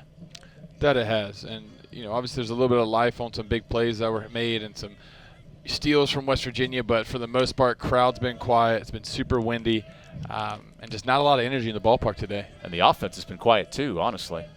West Virginia scored 3 unearned runs, and they were all early in the first 2 innings. Now the 3-1. As the wind blisters in, it's a walk to Belbin. Just what Campbell needed to get some things going. Based on balls, great at bat by Belbin after a ground out from Neto to try to keep his offense, try to get a spark or continue something. Life. Just say it. Something. This offense has been stagnant today, and I know Campbell has a good offense typically, but it just has not come to fold today. They do, and to say they've been off balance is pretty accurate, but at the same time, they just haven't had any hard contacts so far in this game. Credit to Ben Hampton and Chase Smith as Hampton looks for what's a rare 3-1 record. He's been the ace of this West Virginia staff. Harrell rolls it foul. And there you see it again there with 0-1 count, fastball in on the inside of the plate at 87 miles an hour.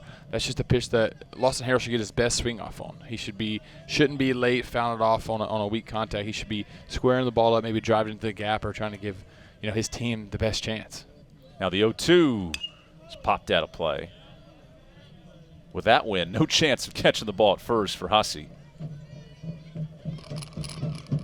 Maybe for that kid, though. Yeah, just be a good souvenir for one of these 5 little guys running down there. Oh, my gosh. They realize there's one baseball, right? The count moves to 1-2. There's a lot of open space in this ballpark, though. If you want to chase something down, it may be the place to do it.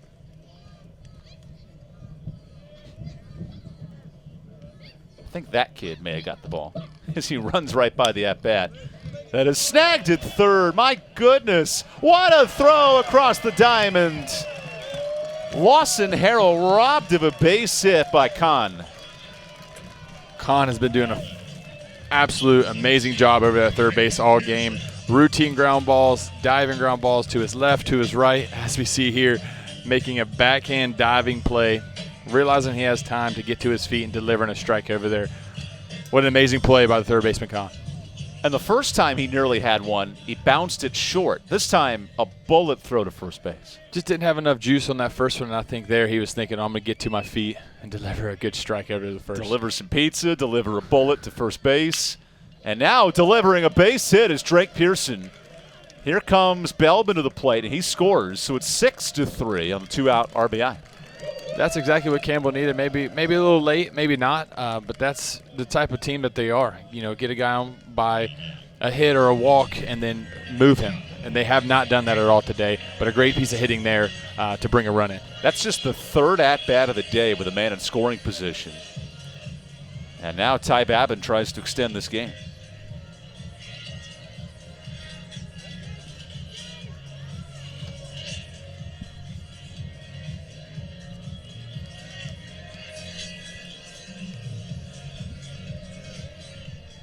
Smith looks to shut this door down. Chase Smith, a possible save situation. He can't inherit a save. He's certainly trying to save this series for the Mountaineers. Look to see Babin do anything in his power to continue to get this game to play on. Fouls it off. We have not seen any stolen base attempts from Campbell today. They have really struggled against a solid backstop with Holbrook and now Leonard behind the dish. And I think it starts from them getting guys on. When they have gotten guys on so far this game, it's for the most part been with 2 outs. So you're not going to see a lot of base runners stealing with 2 outs. They're going to let their hitters hit and see if they can make anything of it. But that's just one of the many things that the Campbell hitters have struggled with today.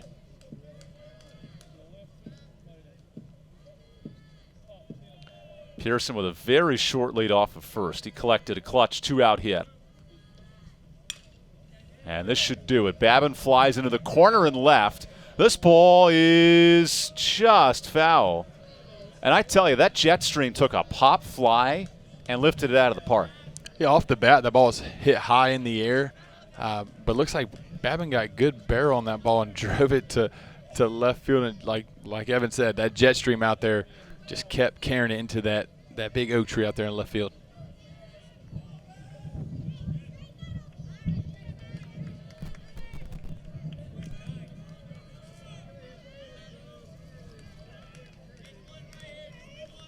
So Babin's last chance here with 2 strikes. Chase Smith wants to lock down game 2. Babin did a great job there, spreading out with 2 strikes, just trying to battle to give his team a chance. Found that fastball off by Chase Smith.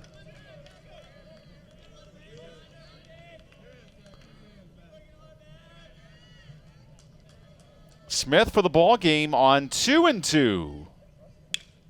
Ground ball will do it. West Virginia only 3 hits offensively, but great pitching by Ben Hampton and Chase Smith to even this series.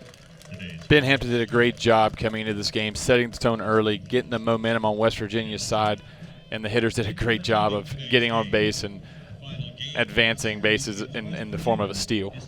For Christian Jones, I'm Evan Budrovich signing off from Buies Creek, North Carolina.